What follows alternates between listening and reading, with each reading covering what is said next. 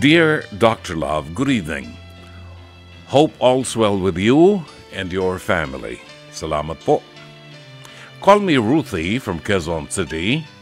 I'm in my early 50s now, and I must say I'm very fulfilled with my career in the field of media relations. Meron po akong 3 anak, 2 babae at 1 lalaki. Ang panganay na babae ay kasalukuyang kumukuha ng master's degree sa London. Ang isa naman ay licensed doctor. At ang bunsong lalaki naman ay kagagraduate lamang. Masaya ako dahil nakikita kong lumaki ng maayos ang mga anak ko at nakakamit nila ang kanilang goals in life.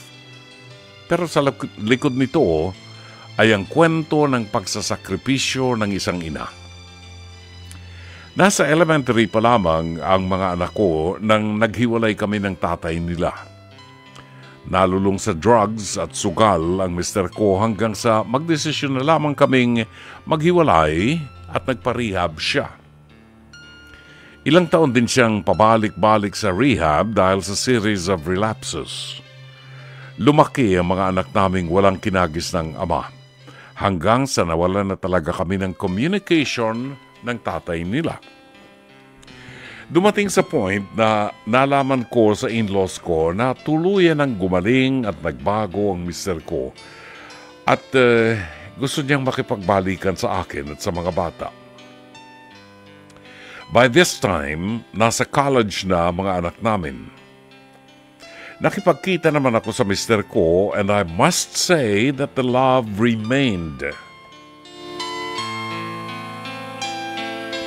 Pero nang ipinaalam ko sa mga anak ko, tutol na tutol ang 2 babae at okay lang naman ang bunso kong lalaki.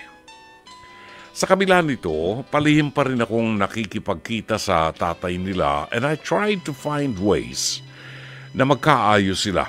Hanggang ngayon na may kanya-kanyang karir na mga anak ko, nakikipagkita pa rin ako sa tatay nila at alam ito ng anak kong bunso. Dr. Love, gusto ko pa rin mabuo kaming magpapamilya dahil napatunayan naman ang mister kong nagbagong buhay na siya. Pero hindi sang-ayon ng mga anak kong babae. Rason nila na kaya naman daw naming mabuhay at magtiis nang wala silang tatay. Pero Dr. Love, gusto ko rin ang masayang buhay kasama ng lalaking pinakasalan ko at tatay nila. 8 years from now, I will be turning 60. Pangarap ko rin pong may kasamang asawa when my children already have their own separate lives and they start a family.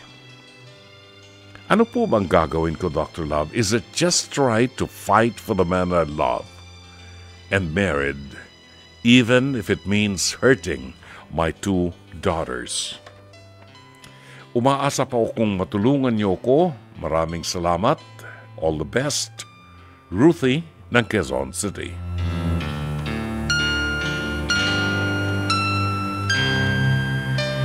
Maraming salamat sa iyo, Ruthie.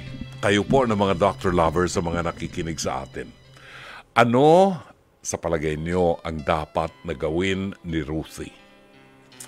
But since nagpadala si Ruthie ng liham sa ating programa, then I will be obliged to give my own opinion on the matter. Ruthie, ang bawat isa sa atin ay may kahinaan. At ako, inaamin ko rin na naging mahina din ako sa mga tukso. Katulad ng asawa mo na nalulong sa sugal, nalulong sa pinagbabawal na gamot. Hindi ko sinasabi na tama, hindi ko sinasabi na justify yung kanyang ginawa. Iyan ay bagay na mali. At yung bagay na ginawa ko ay isang bagay na mali din. Subalit ang tao ay hindi perfecto. Kahit nga mga pare, kahit nga mga obispo, nagkakasala din.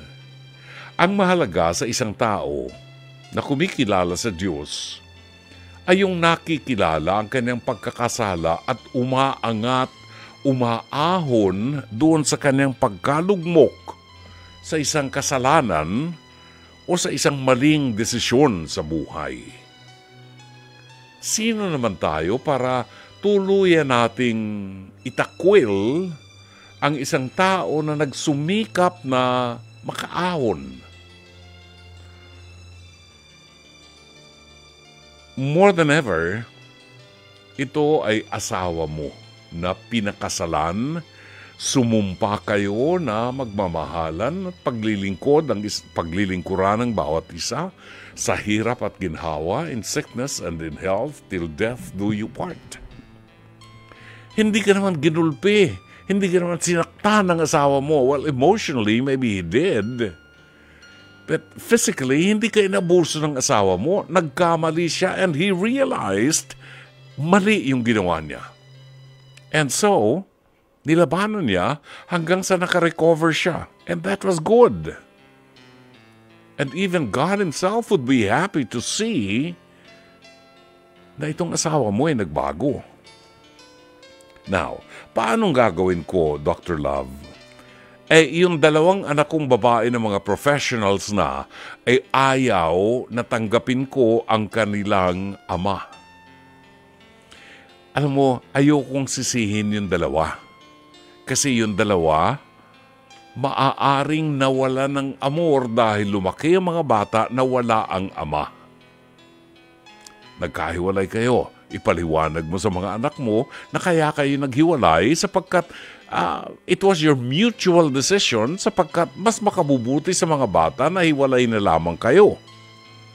Subalit nagbago ang lahat at ipinakita ng asawa mo ang pagbabago niya. Now, the problem here is ayaw ng dalawang anak mong babaeng mga professionals na natanggapin muli ang asawa mo. Ito ngayon ang tanong. Hanggang kailan mananatiling dalaga itong dalawang anak mong ito? Yung isa ay doktor at yung isa ay whatever. May masters, kumukuha ng masters sa London. Hindi ba sila magmamahal? Wala ba silang plano na magtayo ng bumuo ng sariling pamilya? And when that happens, iiwanan ka ng dalawang anak mong yan. So, sinong magkakalinga sa'yo? Yung anak mong bunso na lalaki ay maaaring makatagpo din ng mamahalin at mag-asawa. At priority niya ang kanyang pamilya. Hindi ikaw. So, anong mangyayari sa'yo? Maaaring ikaw ay maiwang nag-iisa sa bahay. Tatanda kang nag-iisa sa bahay. Paano kung kumati yung likod mo? Sinong magkakamot ng likod mo? Paano kung katulad ka ni Brother June na may diferensya na sa tuhod na pagtatayo ay talagang nahihirapan dumakad because of arthritis? Paano kung gusto mong uminom ng tubig na malamig? Walang mag-aabot ng tubig sa'yo. Sinong magkakanaw ng kape mo sa umaga?